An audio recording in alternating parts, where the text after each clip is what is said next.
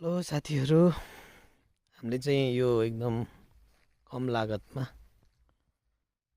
25 देखि 30 वटा बाख्रा अथवा बोका राख्न मिल्ने खोर बनाएको छौँ।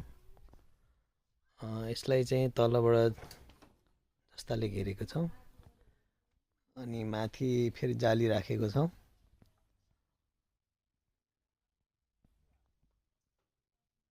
अनि माथि चाहिँ यो सिम्पोलिन प्लास्टिक, सबैभन्दा मोटो आउने सिम्पोलिन प्लास्टिक युज गरेको छौँ र यो बाँसको टाँड पनि बनाएको छौँ यो 30 इन्चीको हाइटमा। साथीहरू पनि सस्तो अनि गरी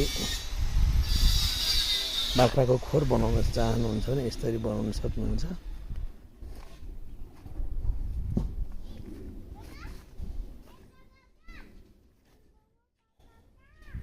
अब हामी चिसोबाट जोगाउन चाहिँ यसलाई हामीले प्लास्टिकले घेर्नेछौँ अनि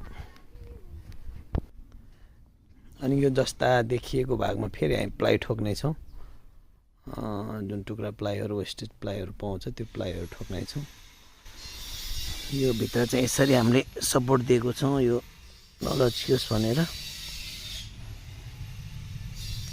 अहिले चाहिँ हामीले जिए तारले बाँधेछौँ, पछि फेरि एउटा बाँस माथिबाट थिच्नेछौँ यसलाई हामी। तपाईहरू पनि सस्तो बलियो पाराले चाहिँ थोरै बाख्राको लागि यसरी खोर बनाउन सक्नुहुन्छ साथीहरू। धन्यवाद।